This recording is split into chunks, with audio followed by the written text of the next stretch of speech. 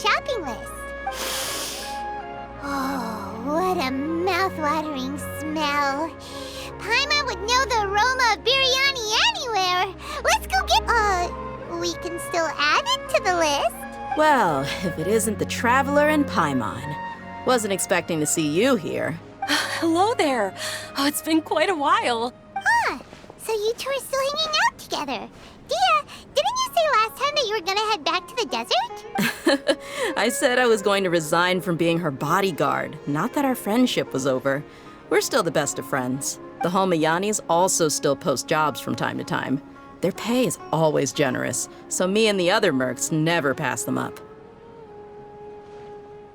I told Dia to just stay at our place when she took one of those jobs a few days ago. My parents were delighted. They even said that it always felt like we were missing someone whenever Dia wasn't around. That sounds like something they would say, all right.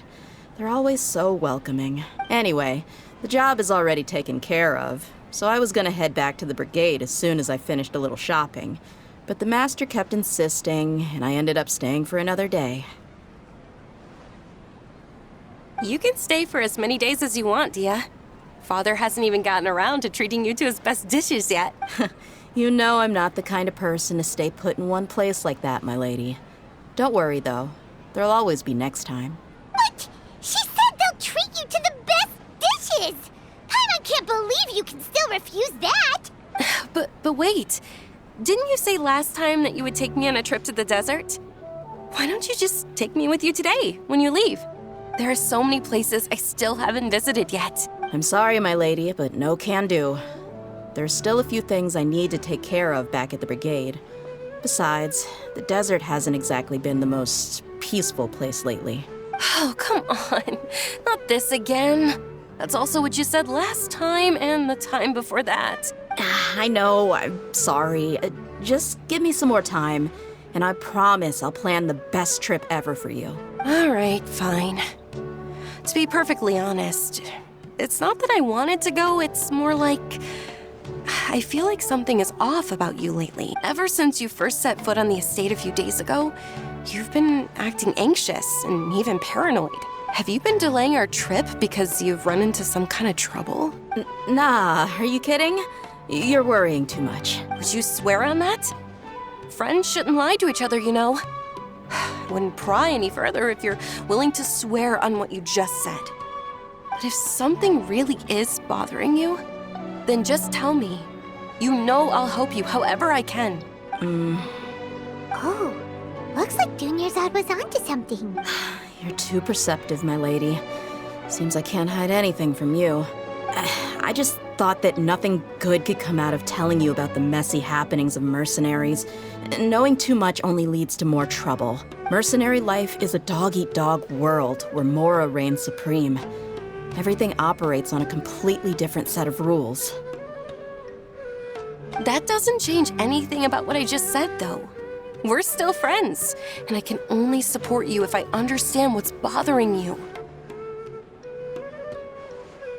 My lady, you're not gonna stop until you drag it out of me, are ya? All right, I'll share what I know.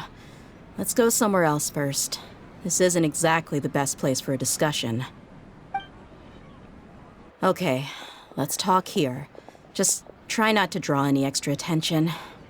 As you may already know, the Eremites have both a lot of mercenaries and a complex organizational structure. Many mercs are no different than me, just going around looking for jobs to earn some mora. My brigade is called the Blazing Beasts.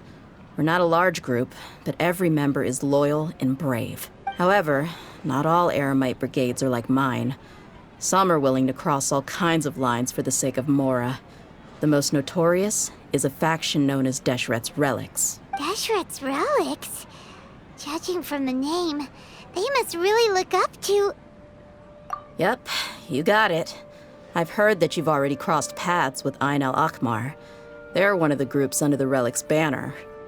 Oh, you mean the group that tried to sell us the Divine Knowledge Capsule? Yeah, they weren't friendly at all.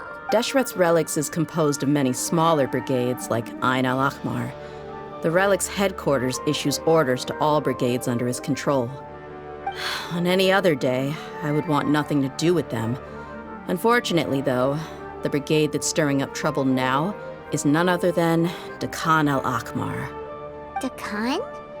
I think it means beard or something. Believe me, it's a really stupid name. I found it insufferable for years. Anyway, the real issue is that Dakan al-Akmar is led by my father, Kusela. Say what now? I think I'm starting to understand your anxiety now. But what did they do? I won't go into details, my lady, but they've been involved in a lot of violent incidents. We're talking hundreds. Hundreds? Yep. The scenes tend to be quite gruesome, too. They strip the victims of all their valuables before murdering them. Not only have they targeted merchant caravans and ordinary citizens, but other mercenary brigades as well. That's beyond terrible. They won't even spare their own kind. I don't know how Deshret's relic sees it. All I do know is that Dakan al-Akmar has become more and more aggressive over the last few years. If I don't do something about them, then even my brigade or the people of Aru village could become their next target. I just wish I knew what's driven him to do this. Yeah. How can your father do such terrible things? I don't know. People change. He's always been pretty pathetic. But at least in the past, there were still a few lines that he wouldn't cross. That's setting the bar pretty low. I mean, if he was even remotely decent, then why would I have to leave the brigade and cut all ties with him? He was loud and foolish, with no real sense of purpose. Instead of doing anything useful, he spent most of his time drinking and chasing after women. Of course, the other brigade members were just like him. Their ruckus would go on night after night. Sounds like a nightmare. What about your mother? Did she ever step in to stop them? Unfortunately, I never knew my mother. I'm sorry, Dia. I didn't know. It's all right, my lady. That's pretty common in mercenary circles. Didn't I mention that my father was chasing after women? I was the result of one of those encounters with some random person. He told me that he wasn't sure who my mother was. And in any case, she never came to see me. He'd say, "You'll be fine as long as you remember to stick with Dad." But even then, he left most of the parenting to the brigade. The one thing I do remember is that he used to tell me stories. But the problem was that he had terrible taste. He only knew a few stories, and even those tended to be pretty stale. They were tales of desert warriors defeating dragons in the forest, or stories of mercenaries rescuing princesses from rebel armies. Sounds like your typical fairy tales. More or less, yeah. They were interesting maybe the first or second time around, but after about 20 repeats, they started to get a little dull. He seemed to think those stories were the best things ever, though. He was so into them that he'd call the whole brigade over and make them perform the whole thing as a play. Even the toys he gave me would all be story props. I'd get helmets, shields, and toy swords. It was only much later when I realized that the shows were more for him than they ever were for me. What an interesting guy. Yeah, I've always found him pretty childish, but that was something I could just shrug off. I had no reason to despise him, until I grew up and learned the true face of Deshret's relics for myself. Looting, blackmail, violence, and fraud. They not only accepted such heinous acts, they would even openly boast about them. No one in the brigade was any kind of hero. Instead, my father and his cronies were more like the bad guys that needed to be taken down. Did they really think that as long as they didn't do any of that stuff right in front of me, I would never know? I think I can understand your feelings. The difference between perception and reality must have hit hard. Yeah, but don't worry, my lady. It's all water under the bridge to me now. I had a huge argument with my father and left that place behind for good. I'm not investigating them due to any bitter feelings I still have towards my father. I just want to protect those that are close to me. Yeah, I told the boys to gather as much information as they could. Most of the reports concern violent incidents, but there's also some talk of smuggling. I see. But isn't this investigation incredibly dangerous? It is, but every mercenary lives life on the edge. It's a lifestyle that I enjoy. That may be true. but it'll be impossible for those who care about you not to worry.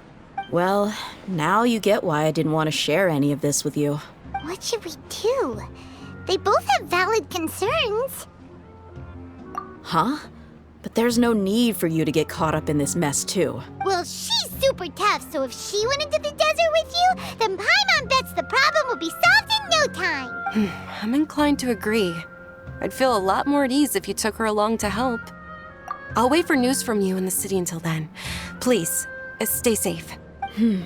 I'm honored that you care so much for me, my lady. All right, then let's get moving. Our first stop will be Caravan Rebot, where we can catch up a bit with my fellow mercs.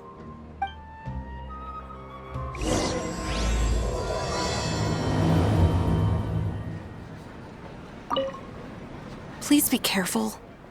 I'll stay in the city and wait for news from you. Just don't do anything reckless, all right?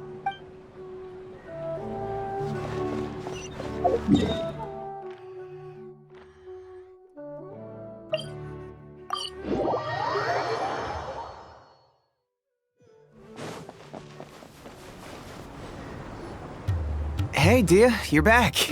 Are these two friends of yours? Oh, so you've already become like one of us then? Well, that's good to know. Anyway, since we've got newcomers, let me fill you in on what Dakan al-Ahmar has been up to lately. They've become extremely aggressive. Apparently, even their own now have become acceptable targets. They even attack other relics brigades, just the same as any other mercenary brigade. Even the most ferocious beasts still protect their own. But it sounds like they've thrown that straight to the wind. That's right. Once they've collected enough loot off the other mercenaries, they sell it off to a different brigade, or turn to merchants on the black market. A portion of their profits is immediately exchanged for more food and weaponry to be used in their next violent operation. That's terrible. Yeah, and it really makes you wonder why they're so desperate for Mora. A few days ago, Isham and I trailed them for a while, and even disguised ourselves as merchants to conduct trade with them. We were able to learn a few things from the exchange. Rather than saying they're out to plunder and hoard Mora, it'd probably be more accurate to say that they're experiencing an internal power struggle. Wait, a power struggle? You heard me right. The vast majority of their victims are mercenaries from the other brigades of Deshret's relics. If their only goal was Mora, they could have gone after anybody. The targeted nature of their attacks points to a power struggle between the different brigades within the relics. That's the only plausible explanation we have. Unfortunately, we weren't able to find out anything more specific. It seems they're also trying to keep things under wraps. Oh, one last thing we discovered was that over the past few years, as Dakan al-Ahmar became more and more active, Deshret's relics as a whole became a lot weaker. It sounds mighty strange to me, too. Haroon, you can leave the rest of the investigation to us.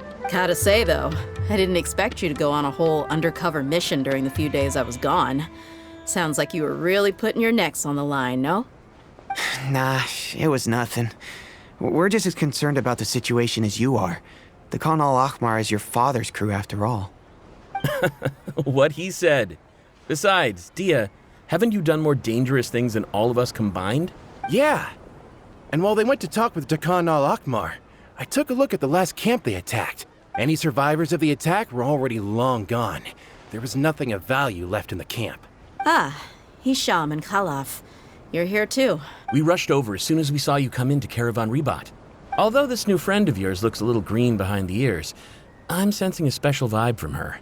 Now that we know you'll have a capable partner with you, we can also rest easy. Hey, what about Paimon? Feel anything special? Oh, you're also planning to tag along with them? Of course! Paimon is the traveler's most important guide. Wherever she goes, Paimon will follow. Oh, in that case, then you'd better take care of her too, Dia. Don't underestimate Paimon! Don't worry about her. She may look tiny and helpless, but she's been through just as many battles as the traveler here. Even if she had only survived on sheer luck, then that alone would still make her quite formidable. I had no idea. I guess I shouldn't judge by appearances. Oh, one other thing, Dia. When you're free, why don't you update the deputy about your upcoming schedule? We held another recruitment event a few days ago, but everyone only came to see the Flame Main. You weren't around at the time, so people were pretty disappointed to only find our crew of rough, unkempt guys. The deputy put a lot of effort into the event, but it was basically for nothing. Only a few people chose to stay, and that really got to him. Sorry to hear that. I'll be sure to bring him some great liquor next time. I left in a hurry and I couldn't make it back in time for the event. Gotta admit, I can understand their disappointment, though. You're our brigade's main selling point, after all. Now, if only the deputy could figure out a way to bring a few more smoking hot members into our ranks. Keep dreaming. Remember the last time I invited a couple gals into the brigade? You all just froze up with your mouths gaping like a bunch of scarecrows. The awkward silence and weird expressions left quite the impression on them. They were originally interested in joining us, but after that, they both told me they were too uncomfortable to stick around. Hey, didn't we agree to never bring that up again? Huh? Wait, are you serious? Why have I never heard about this? I don't think you were part of the brigade yet. Are you kidding me? I missed a once-in-a-lifetime moment like that and you weren't even gonna tell me? All right. We can tell you about it later. Now's not the time. Hey, don't you try to change the subject. You and Hisham get your butts over here and tell me everything right now. Are they always like this? More or less. There aren't many rules or graces when it comes to mercenaries. We're used to just speaking our minds. If someone starts getting under your skin, you just yell right back at them. And if that doesn't put an end to it, then you just challenge them to a fight. But we also don't tend to take many things too seriously. Being direct and getting it all out of your system as soon as things come up is better than keeping everything bottled up, never talking about it. That's also why I never spare their feelings when I talk to them. If I want to laugh, I'll laugh. If I'm angry, then I'll unload on them. It's hard to... Hey, knuckleheads! Can you at least tell me the rest of the intel before you go back to your bickering? Yeah, you hear her, Holof? Told you we gotta focus on the investigation first. I drew up a map. Right here's the spot. There you'll find the merchant caravan responsible for getting rid of Dakan al-Akhmar's looted goods. All you gotta do is wait and ambush them in the evening. They'll have no idea what hit them. Perfect. Thanks for that. Be sure to pass my regards to everyone else in the brigade as well. Will do. You stay safe, Dia.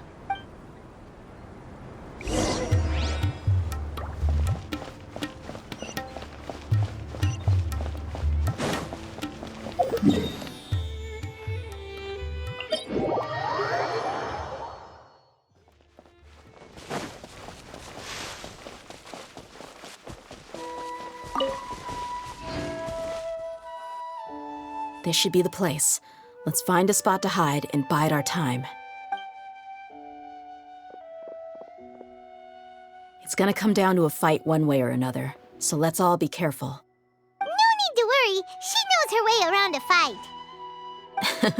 I'm not worried about that.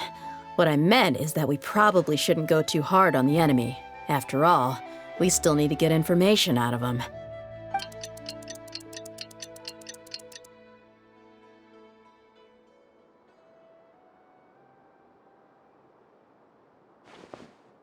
Here they come. You ready?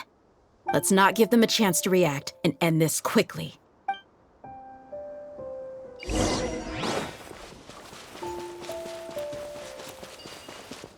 That's close enough. Feeling Scatter! today. Let's get it on!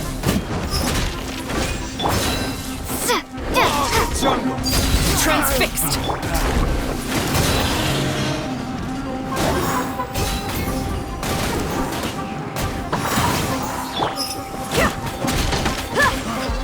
You want this one?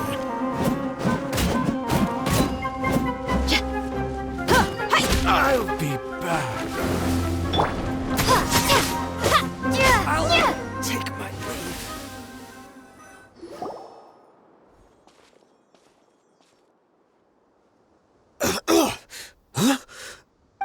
You're the Flame Main. Good. That saves me an introduction. All right, time for a little talk. Are you buddies with Dakan al-Akhmar now? Tell me, what are they after? You know the code of being a mercenary just like everyone else. The first rule is to never divulge key information about our employer. What makes you think I'd talk? That might have worked on an amateur, but I know you're just looking to protect your reputation. Think about it, though. What's your reputation worth if you won't have the other tools you need to succeed in this line of work? Tools like, I don't know, your limbs or eyes? You've got 5 seconds. You might want to think twice about how much your employer's information is worth to you. Whoa! I'm not joking around. We can do this the easy way or the painful way. 2 seconds! I'll save you the trouble.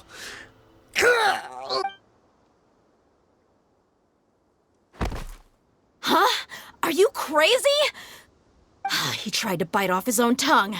Quick, search the area for any first aid supplies. I definitely didn't expect him to go that far. Thankfully, the wound wasn't too deep, and he just passed out from the pain. But why would he be so extreme? I just wanted to test his mettle. You can get a lot of mercenaries to talk just by threatening them. I didn't expect him to be willing to go through so much pain just to deny us some intel. Well, he's out cold for now. We could wait for him to wake up, but maybe it's not a good idea to interrogate him any further. What should we do? Yeah, don't worry about it. It'll be a waste of time to interrogate him again after that. He might just hurt himself again if we start asking. There are lots of goods around here. Let's search the area. Maybe we'll be able to find something. I'm really sorry.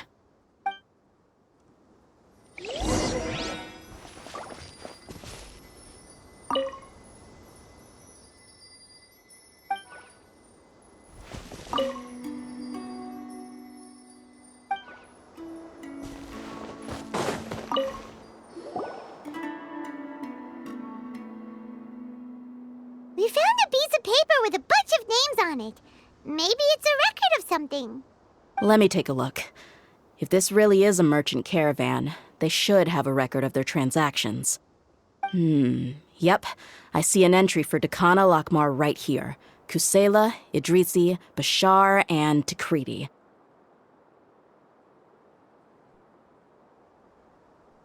All familiar names. Dakana Lakmar has been trading for a hefty supply of food, weapons, and medicine. It seems that in the past, they used to receive some canned knowledge as well. This caravan is just one link in their logistics chain. Once in the rainforest, the caravan will exchange the looted goods for Mora, and the funds will then be passed to a specific person. That person will then pack the caravan full of necessary goods, which will then be brought right back to Dakana Lakmar.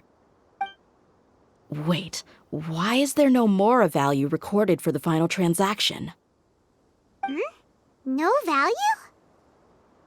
Yeah, every transaction before the last one was marked with an exact amount of Mora, but the final one, where they paid for everything to be brought back to the desert, was simply marked as delivered.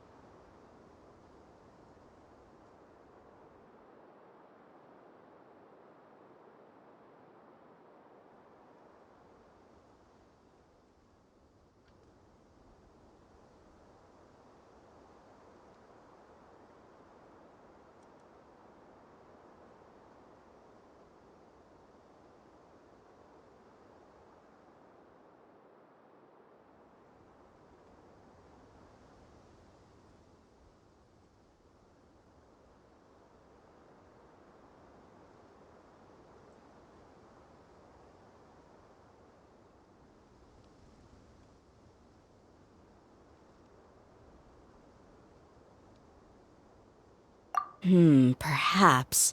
But they couldn't have known how much they would make off selling the loot. Do they not care about profit margins at all? Anyway, the next part's the records of the goods themselves. There are a lot of entries. Everything was probably sourced from the rainforest. Huh? What's wrong? Shazamon Homayani? Homayani? You mean Dunyarzad's family? Could it just be another family with the same last name? I'd be surprised to find someone with the exact same first and last name. Shazamon Homayani is Dunyarzad's father, and the head of the Homayani family. Just what the heck is going on here? I'm sorry, you're right. I'll consider what we found and not jump to conclusions just yet. But what this piece of paper confirms is that the Homayani family has been providing goods to Dakan al-Akmar. What if the Homayanis have been kept in the dark and don't know they've been trading with Dakan al-Akmar? That's a possibility, but if that was the case, why is this caravan specifically named Shazamon as their person of contact? They could have just as easily bought goods such as food and medicine directly from Caravan Ribat or Port Ormos. Yeah, funding violence and looting. The brigade gets the goods, and he is paid the proceeds from the sale of the loot. But why would he do something like this? It's not like the Homayanis are in need of money. I honestly have no idea. I've been to their estate many times, and I've never noticed anything suspicious. The only potentially large expenditure I could think of would be the treatment costs for Dunyarzad's Elazar. Maybe they borrowed a lot of Mora in the past? But that's still just a speculation. I don't think the master would stoop so low to make Mora. You're probably right. I know my lady's personality, and she wouldn't deliberately keep something like this from us. But what should we do now? All we found is just another mystery.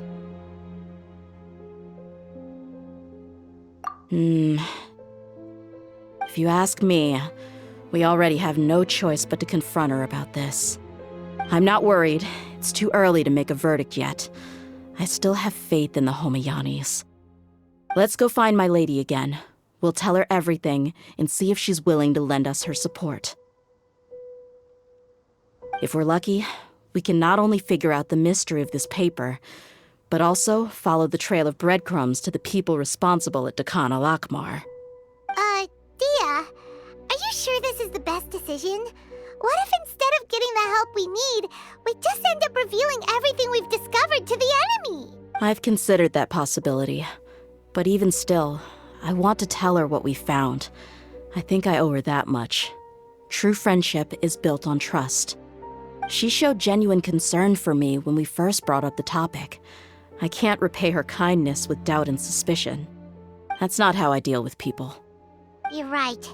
Paimon wants to trust Dunyarzad too. Yeah. Let's pay another visit to Sumeru City.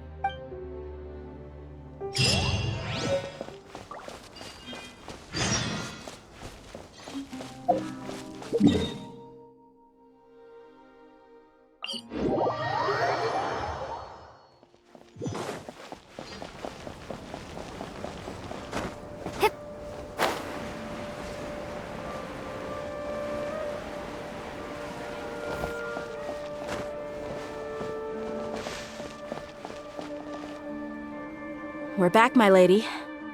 Oh, you're back a lot sooner than I expected. You mustn't have run into any trouble then. Well, how did it go? Actually, we are still investigating. It's just that we've discovered something strange. I see. The clues you found have led you back here, in the city? Something like that. Yeah. You all look a little dispirited. Whatever you found must not have been very encouraging after all. Why don't you discuss it with me? Maybe I'll be able to say something to cheer you up? It's okay, my lady. It's not so much about me being upset with my father or anything like that. How should I put this? So something is wrong. Even the Traveler and Paimon have been uncharacteristically quiet. On any other day, Paimon would have already waved to me with a smile and shouted, "Dunyarzad, we're back!" So tell me, what happened? Well? My lady, please prepare yourself for what we're going to tell you next. It concerns the Master. The Master? You mean my father? Okay, I understand. Don't worry about me. I'll listen as attentively as I can. My father has been supplying goods to Dakan al-Akmar? Yeah, it makes as little sense to us as it does to you. I've never doubted the Master's integrity, so I'm having a real hard time rationalizing how he could ever support an infamous brigade like them. Maybe he's not actually aware of the full story and just stumbled into the deal by accident. I can't help but agree with the Traveler. Huh? You mean you feel the same way, Dunyarzad? Thank you for sharing all this information with me. Since you've told me everything you know, I should also tell you about some doubts that I've been harboring for quite a while. In the past, I thought that my father hired a bodyguard for me so that I wouldn't run away and get lost. However, there are plenty of capable mercenaries in the Corps of 30.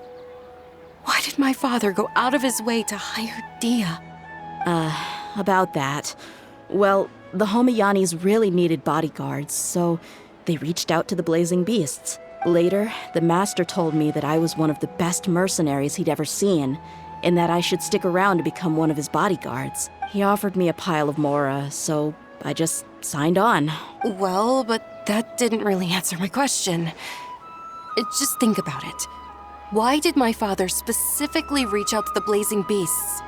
Maybe the Corps of 30 just didn't have anyone available, or maybe someone recommended us. I've never given it too much thought. I think I get what you're saying. You'd think none of this was a coincidence. Precisely. At first glance, nothing seems strange or out of place. But there are many parts of the story that don't actually make any sense. If my father had always been in contact with Dakan al-Akmar, then it would make sense for him to bring Dia into our house. You mean the goal all along was to get Dia to be your bodyguard? No, that's too much of a stretch. I cut all ties with my father a long time ago. He has no control over my life anymore. But that still doesn't rule out the possibility that your father has still been trying to influence your life without you knowing. So, the Master was not likely an innocent victim in all of this? Sorry we put all this on you so suddenly, Dunyarzad. It's okay, Paimon. I should actually be thanking you. Regardless of his reasons, if my father has truly been funding a violent group of mercenaries, then it's my duty to bring him back to reason. But is that really the right thing to do? My father has committed many atrocities and deserves all the punishment that he has coming to him. I have zero sympathy for him. You may call me an ungrateful child, but my feelings will remain the same. However, the Homayani family has treated me with nothing but generosity and kindness. If we decide to investigate this further, we could end up implicating the entire Homayani family. I would be biting the hand that's fed me over all these years. Dia. It's all right, Dia. If anyone were to ask, you could always just say that I'm the one who instructed you to get to the bottom of this. You don't have to do that, my lady. I'm not conflicted because I'm afraid of taking responsibility. Besides, you're the one we should all be worried about right now. Hey, it's still too early to give up hope. What was the thing about friendship again? Right, yeah, trust! You said that yourself, Dia. Besides, there's no point on getting all riled up before we've confirmed all the facts. Thank you, everyone. That makes a lot of sense. I guess I should always remember the trust that I've placed in people. In which case, my lady, could you ask the Master to come out and have a chat with us? Sure thing. I also hope he'll be able to give us a logical explanation. Let's meet at the usual place then. Usual place? Ah, right.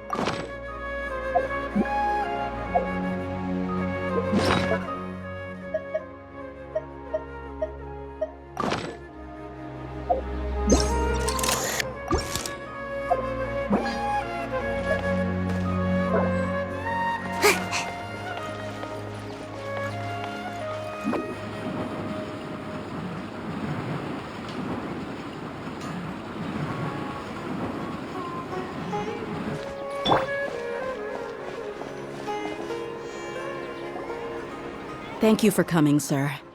Please allow me to introduce these two.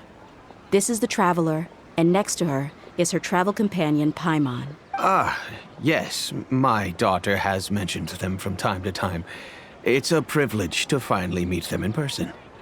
But we may skip all the pleasantries for now. What is the important matter you wish to discuss with me today? Well, we wanted to bring this transaction record to your attention. There's something on this record that we're all pretty curious about. So, that's what you found? Huh. Seems like I can't keep everything from you much longer. If you wouldn't mind, we'd like an explanation. Well, it's a long and difficult story. And to be perfectly honest, I'm not sure if I'm doing the right thing. What I do know, though, Dia, is that the truth will bring you no solace.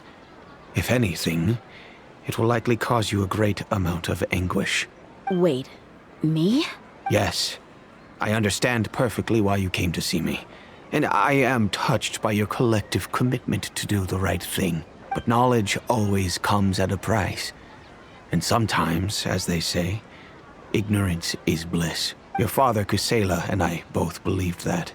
Of course, you have the right to seek and learn the truth, but I must warn you, the facts of this matter may reduce everything you've built for yourself into sand, blowing in the wind. If you must proceed, then Kusela's heartfelt efforts will also fade into the wind like a fleeting mirage. His heartfelt efforts? I'm sorry, sir, but I'm not sure I follow. I've made it this far in life without a single drop of my father's support. I have my own ideals and ways of looking at the world, as well as people and causes that I've chosen to cherish and fight for. None of these things have anything to do with him. I came here today to support you as the head of the Homayani family. No warning will change my stance on that.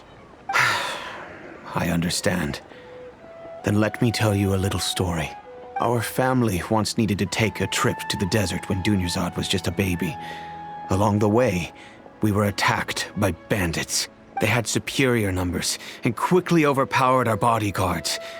When all seemed lost, a group of passerby Eremites lent us their support. Those Eremites were Kusela's brigade, Dekan al-Ahmar. Kusela's men told me that the attackers were Eremite mercenaries, just like themselves. I was shocked. Why would Dekan al-Ahmar go so far to save us and not spare the fellow Eremites? Kusela was grinning and walked over to play with baby Dunyarzad. She was startled by his unfamiliar face and nearly started crying. Really? I never knew. He said that he had no particular reason to help us. He just took pity on us because he had a daughter about the same age. We started talking about our children, and I sensed that he was a devoted father. To repay his kindness, I hired his brigade to help out at our estate for a time, and offered everyone generous remuneration. So, that's what happened. It was many years before I saw him again. I almost didn't recognize him the next time he came knocking on my door. The man I knew to be strong and healthy had been reduced to a shell of himself. He couldn't even walk anymore without his cane. So, what happened to him? He was perfectly fine when I left the brigade. I'm not too sure myself. The only thing that didn't change was his cheery disposition. He said there was absolutely nothing to worry about and that he had gotten into a fight. That was all. He then suddenly asked me if Dunyarzad, now that she had grown, would need a bodyguard of her own. At the time, Dunyarzad was going through a particularly severe bout of her Elazar. There was no need for her to have a bodyguard when she could barely leave the house, but he kept coming back to the topic. Come on, it never hurts to be safe. How do you know a bodyguard won't come in handy one day? I was completely lost at first, until he recommended the Blazing Beasts, and in particular, a mercenary named Dia. So he was the one who recommended Dia to you. Indeed. He didn't say it out loud, but it was clear that he saw Deshret's relics as an evil group who would eventually corrupt every member in their ranks. He was already beyond redemption, but He hoped that he would be able to detach his daughter from the vicious world of mercenary life. If Dia could stay in my house and keep working as a bodyguard, then gradually her affinity for the desert would decrease, and she'd be able to leave her previous life behind. And that's why you offered her such generous compensation? Yes, but not just because of that. From the moment that he asked me for that favor, I also began to see Dia as my own daughter. And that's also why I tried to persuade you to stay when you asked for permission to leave. I was willing to spend however much it took. Kusela saved my daughter and me all those years ago in the desert. I could never refuse him entrusting his daughter to me. He was always like that, acting like he's oh so smart and self-righteous. Kusela said that he'd reimburse me for a portion of Dia's fees. I refused to take any mora from him, but he'd always send me funds anyway. Eventually, I just accepted them as a token of his gratitude. And that went on for a while until I received another letter from him a few years ago. The letter contained a request to help him buy food, weapons, medicine, and even explosive materials. Wait! Isn't that around the time that Dakan al-Ahmar started becoming more aggressive? That's right. When I started to hear some nasty rumors, I became wary. I wanted to meet him face to face to discuss things. But by then, he was no longer receptive to my requests to talk. If I had to guess, it's probably because he doesn't want to put Dia at risk. That thought occurred to me as well.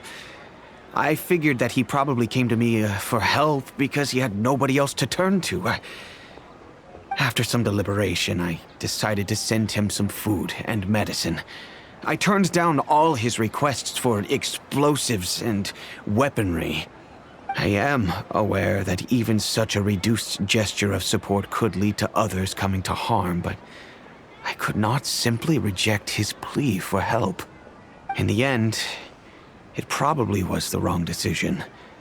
I plugged my ears to the rumors and just chose a solution that made me feel least guilty about myself. If you can, please tell me where he is now. None of the things he's doing right now make any sense if he's just trying to keep me from getting tangled up in his world. If all he wants to do is steer clear of me, then maybe he shouldn't have brought me into this world in the first place.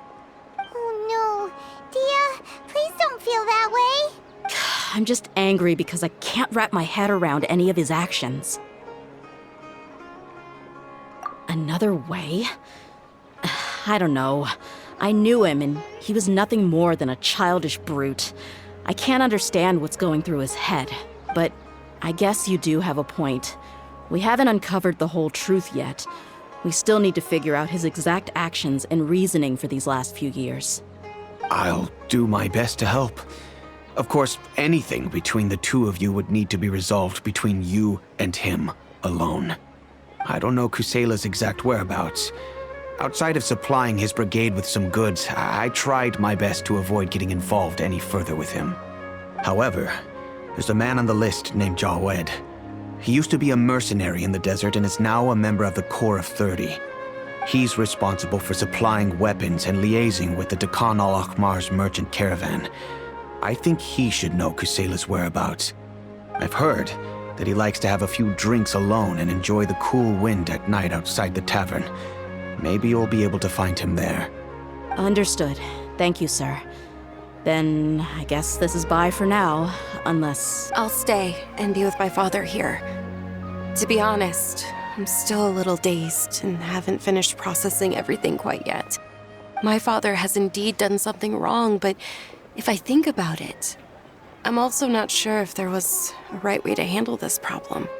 I feel like our only course of action is to turn everything we know over to the Corps of 30 and let them render judgment. Yes. I am prepared to accept whatever verdict they choose. It's time to face my mistakes.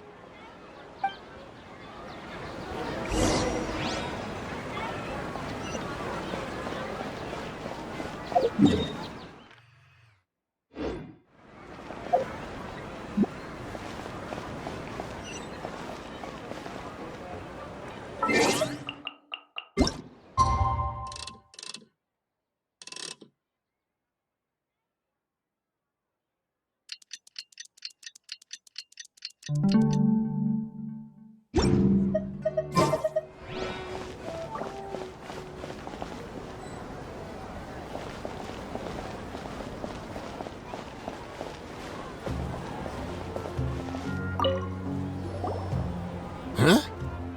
Who are you guys? I know what you've been up to. Smuggling weapons to violent brigades in the desert while working for the Corps? Pretty bold, if you ask me. Shh! Keep your voice down. How do you know all that? Come with me. We should take this elsewhere. I'll be happy to talk things over once we're somewhere private.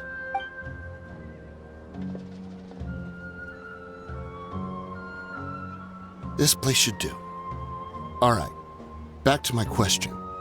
How did you all know about me? Don't worry about that for now.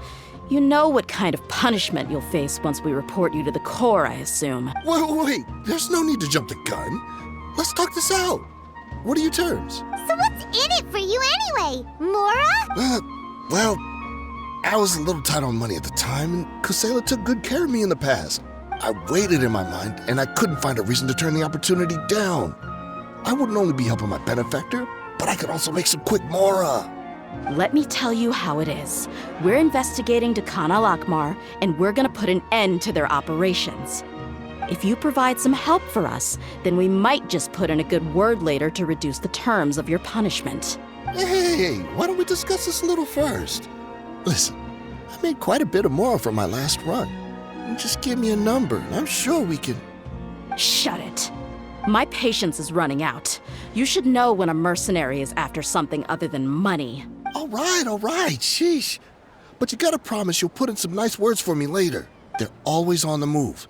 Here's the spot they were at the last time I made my delivery to the desert. Feel free to go have a look. I'm just telling you, though, it's not on me if they're not there anymore. Sure.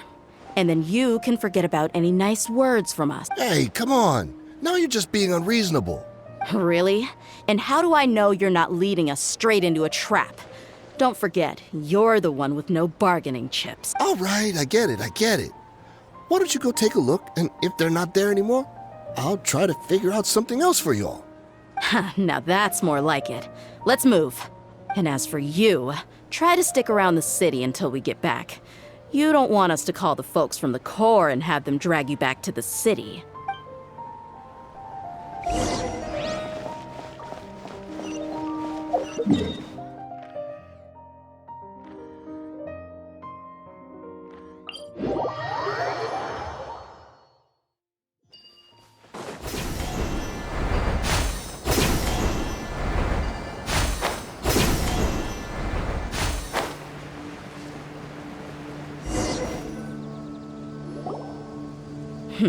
Seems like we're in luck. That should be their camp right up ahead. Let's go. We'll finally get to the bottom of this ourselves. I'm here to see Kusela. Tell him to get out here. Dear, why are you here?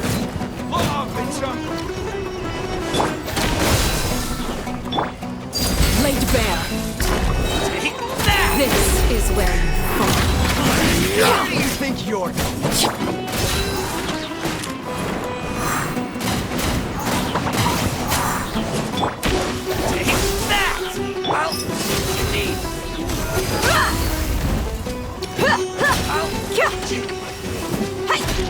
Haven't you all done enough? Oh, so are you also here to stop us? Stay out of this. It's got nothing to do with you.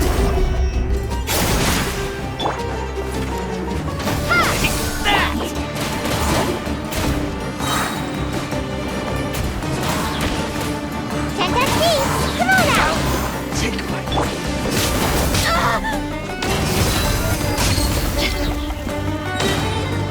You asked for it.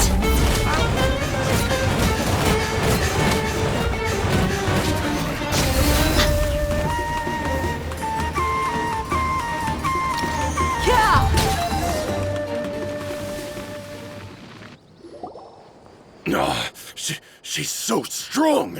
Enough fighting. We all know each other, and I don't want to take things too far. Just bring Kusela to me. There's no use hiding him anymore. Did you understand a single word I just said?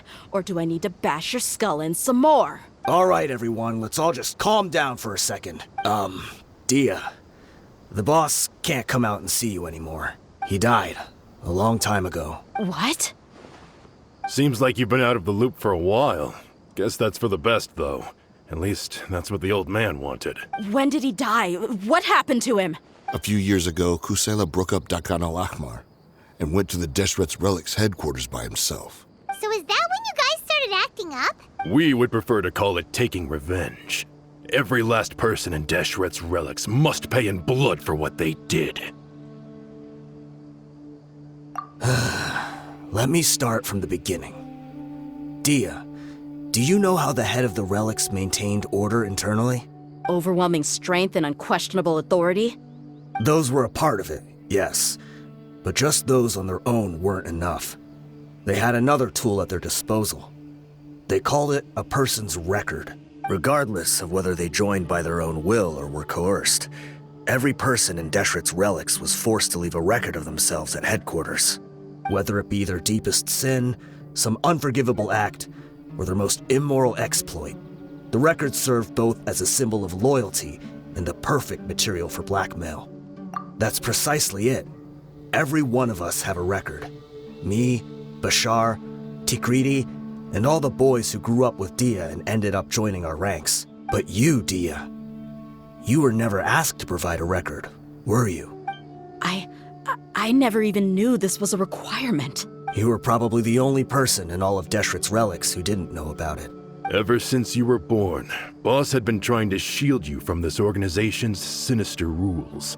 Not only that, but he also banned all of us from committing any nefarious acts. He said he'd take care of the dues we had to pay regularly to headquarters. But in the end, he was just an ordinary person. What could he do? He was forced to go to headquarters again and again to account for missed dues and incomplete records.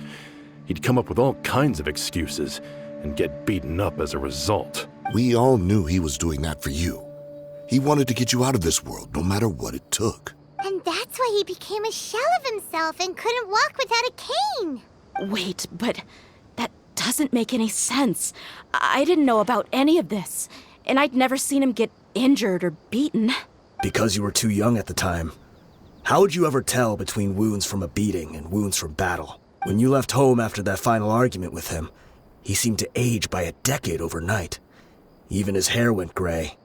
So even the blazing beasts were... Yep. It was all his doing. Had he not arranged them to come to you, you probably would have been reduced to a pulp before you ever left the desert. A few years ago, Boss said he needed to make another trip to headquarters. He was already pretty weak then, and we all assumed he was going to get beaten again. I suggested that he hand the role of leadership over to me, but he said there was no longer any need, since the Khan al-Ahmar would soon be no more. His words made no sense to me, but that night, we heard that a massive fire tore through headquarters and razed everyone's records to ash. Everyone gained their freedom that night. Many members fled, not just from our ranks, but from the other brigades as well.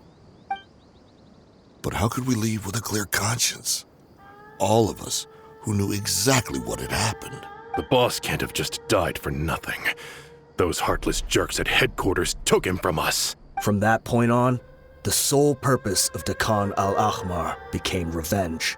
The big fire that Boss started was quite a blow to headquarters' strength. It's given us the opportunity to launch our attack. Even though we're outnumbered, we vowed to see our revenge through to the very end. There were people from headquarters who changed their names and went into hiding. Some fled to other brigades, and others escaped to the rainforest. But we won't let any of them escape our wrath. They'll all pay for what they've done. We've suffered plenty of losses as well. To keep going, we need an enormous amount of supplies, from food and medicine to weaponry and explosives. All we can do is exchange our loot from Mora, and then use that to get supplies. We forged Boss's handwriting and sent out many letters to his former friends. Thankfully, many people were willing to come to our aid. We were also able to attract many mercenaries who shared our goal. We've endured unspeakable pain to win many impossible battles. Deshret's relics have become weaker and weaker, and now We finally have an opportunity to directly strike their headquarters. Paimon doesn't know what to say anymore.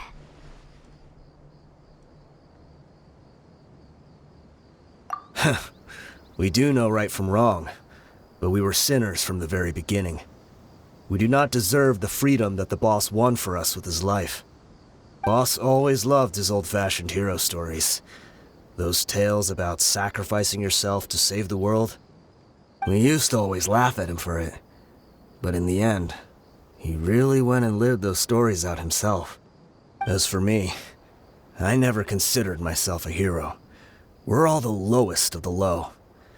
We have no right to even imagine such an existence. But maybe those hero stories he liked foreshadowed everything that was to come. The spirit of the hero touched all those he had saved, and more people joined his cause. Maybe we were all just acting along with the play in the beginning. But as we acted the parts and recited the lines, we were drawn in. And now, we want to see the story through to the end. I'm sorry, Dia. I know you always found us insufferable ever since you were young. Just think of this as a madman ranting. I'll go with you. Huh? Dia? You want to go with them? I grew up with these guys, and I know they're not bad people. It's just that some situations get so bad that it's difficult to tell good from evil. All I know is that Deshret's relics must be destroyed. Furthermore, I want to go see the place for myself. I want to know if my father is still there. I know you don't want to get involved in this, so there's no need for you to tag along. I can do this on my own. Yeah. Paimon feels like we'd only regret it if we don't see this through to the end. Thank you. We'll be a lot stronger together with you. I bet Boss would lose his mind if he ever knew you'd join us at the very last moment like this. Considering all the losses and injuries we sustained, we can't afford to turn down someone as powerful as you. He can think whatever he wants. But the fact is, I owe him this much.